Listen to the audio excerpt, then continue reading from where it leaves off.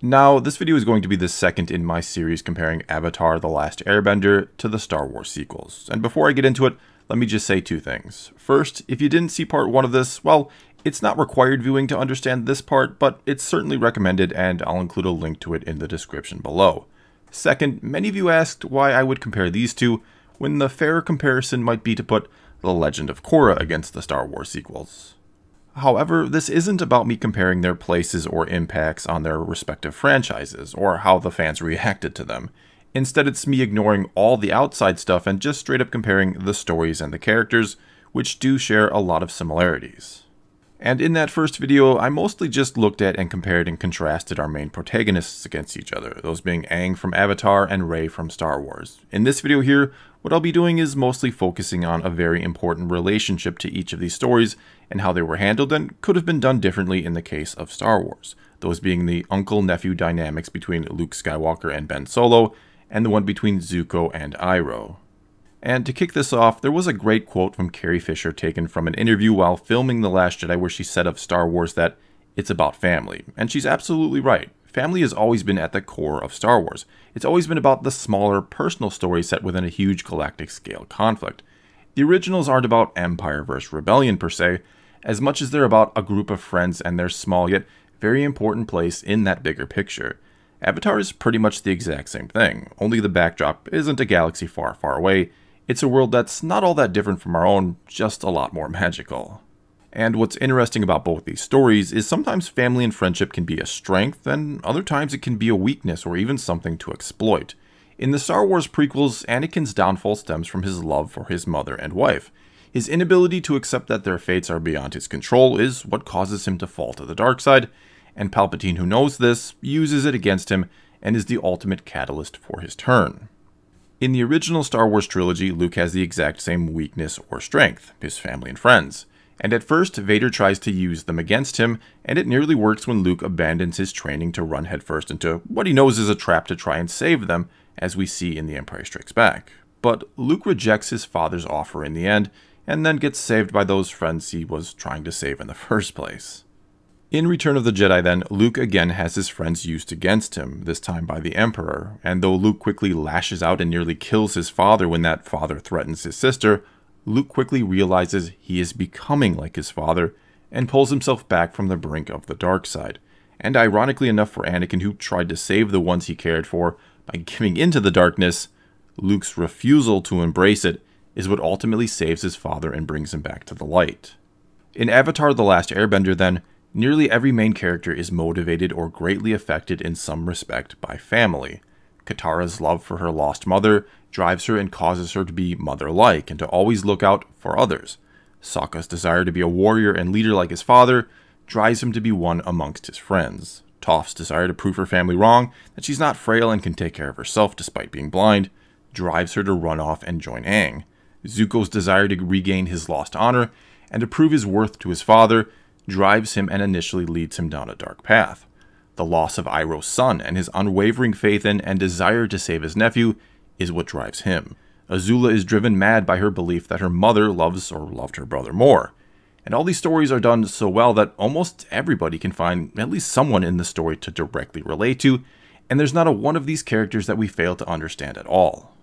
In the sequel trilogy, The Force Awakens starts out with a heavy focus on family and friendship. Rey has a strong desire to stay put on Jakku because her family might come back someday. Finn and Poe form an incredibly quick yet believable friendship based on a mutual desire to escape the First Order. Finn and Rey also form an incredibly quick friendship when both are taken out of the familiar or their comfort zone and thrust into the unknown and on a crazy adventure. Leia and Han want to save their son, and thus Leia asks Han to try to do just that.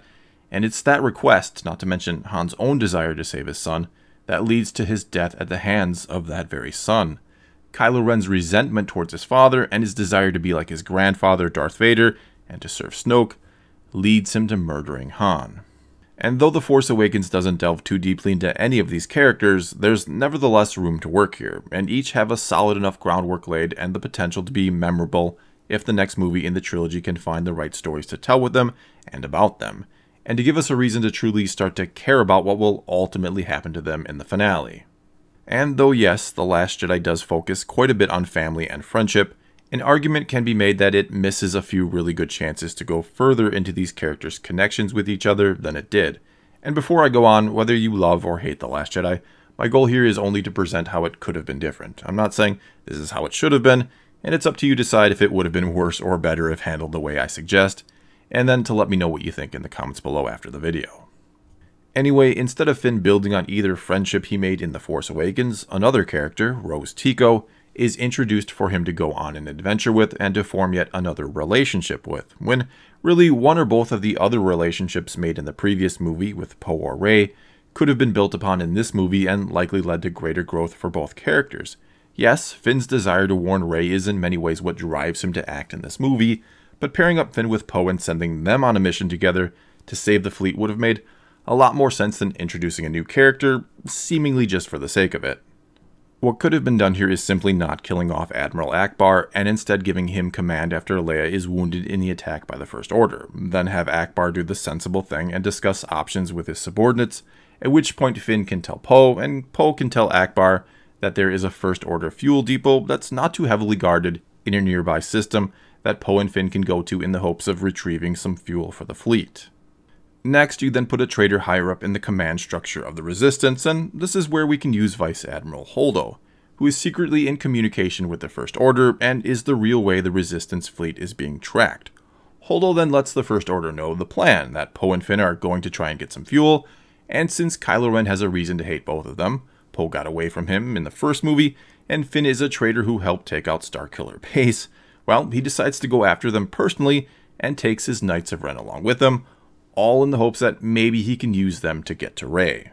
And in this way, Kylo Ren is going to be a lot like Zuko, two relentless characters haunted by family legacy, fueled by rage that will cause them to chase their mark no matter where they may go or what the cost might be to themselves, with their ultimate goal being to appease those they so desperately seek approval from. In Zuko's case, it's his father, the Fire Lord. In Kylo Ren's case, it could be either a combination of Snoke and his grandfather Darth Vader, or really just Darth Vader.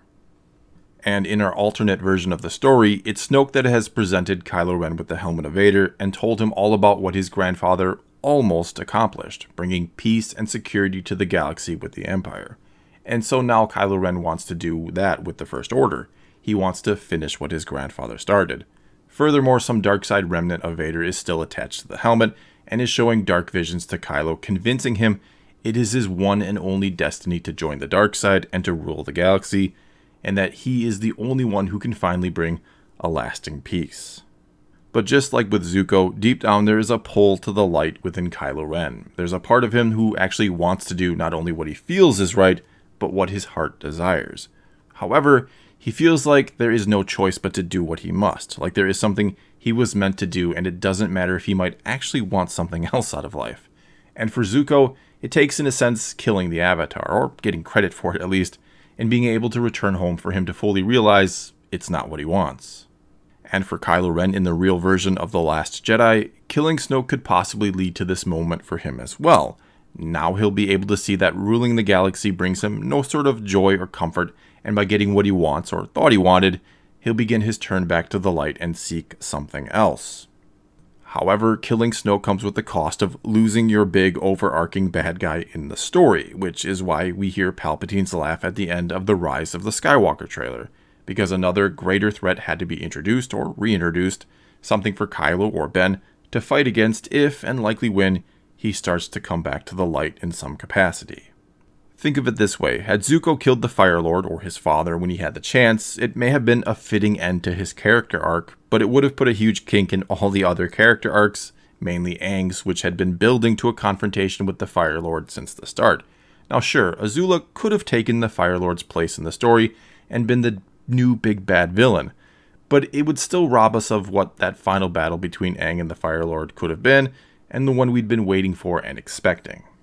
Not to mention, we'd already seen Aang battle Azula, and there was nothing there to lead us to believe he couldn't beat her, that she was some sort of ultimate test or foe greater than himself, just like the problem of no more Snoke, and having already shown that Rey can beat Kylo Ren, ruins any drama that might come from yet another duel between them in the finale, because we know and have seen that she can beat him. Hence, with Snoke gone, we need another big threat beyond just Kylo ascending to that spot, where he'll easily be beaten by Rey. Anyway, getting back on track here, this belief that there is good in both Zuko and Kylo Ren, and creating a desire for the viewer to want to see them come back to the good side, which in my opinion was handled beautifully in the case of Zuko, is what can or does make them very compelling villains or just characters. Yes, a villain can straight up be someone you hate and want to see defeated, and that can work and work well, but it usually makes for a better villain when you can understand and maybe even relate to them, and maybe even secretly be rooting for them a little bit. This then brings us to Luke and Iroh, and though Rian Johnson opted to go, shall we say, an interesting route with the character of Luke Skywalker in The Last Jedi, he could have gone the Iroh route, where Luke, no matter what might occur or what Kylo Ren does, he would never give up on him and have unwavering faith or belief in his nephew to find his way back. Even after Iroh gets betrayed by Zuko in a critical moment, and both we the audience, and of course Iroh, want and think he's changed at this point, Zuko instead picks his sister against Aang in the hopes of restoring his honor and being able to go home, but even after this, Iroh still doesn't give up on his nephew. So what could have happened in The Last Jedi is instead of Luke looking into Ben's mind and seeing darkness that he had to know or suspect was there before he even looked, or what was he looking for in the first place,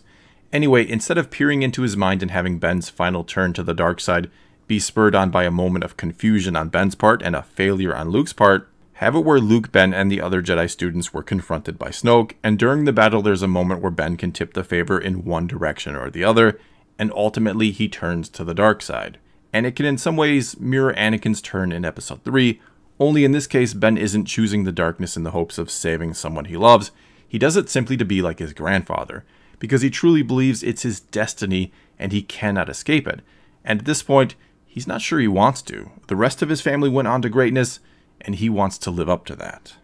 And just like in Avatar, where Iroh is devastated by his nephew's decision, but still doesn't give up on him and spends all his time imprisoned, training and preparing for the next battle to come, Luke would do the same after this. He would seek out the first Jedi Temple in the hopes of finding a way to stop Snoke and to somehow save Ben.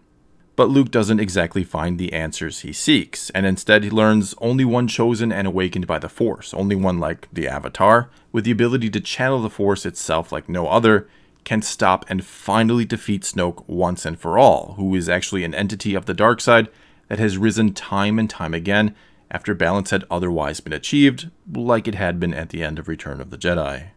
And so Luke patiently awaits for the awakened one to arrive so that he can train them. And when Rey does show up, and she's right about the same age he was when he fell into all this, and when he then gets handed the very same lightsaber Obi-Wan once handed him all those years ago that started his own journey, he suddenly has reservations about all this. Does he really want her to potentially experience all the pain and loss he has over the years just to maybe save his nephew? But of course, Luke ultimately knows and accepts it's bigger than that. It's about stopping Snoke, and so she must be trained. But Rey isn't interested in that. She doesn't care about Snoke, whoever or whatever he might even be. She just wants vengeance upon Kylo Ren. She regrets not killing him when she had the chance. And so Luke not only begins to train her, but also has to convince her not to give in to her anger and kill his nephew when the time comes, not only for Ben's sake, but for hers.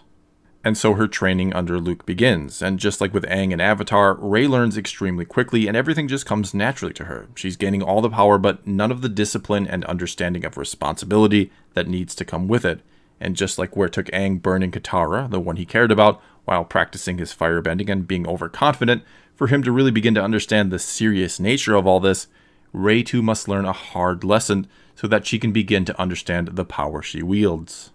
And so in a type of reversal of The Empire Strikes Back, Kylo Ren, like Vader, hunts down Rey's friends in an effort to find her or draw her out. But unlike Vader, who wanted to turn Luke to the dark side, Kylo's done with that, and after how she embarrassed him in their first encounter, he now wants to find Rey simply to kill her in an effort to appease and prove himself to Snoke, because Snoke realizes who and what she is, someone that could ultimately defeat and destroy him forever. This would be much like Zuko, who wants to find and either capture or kill the Avatar, in an effort to appease the Fire Lord and be welcomed back after a failure.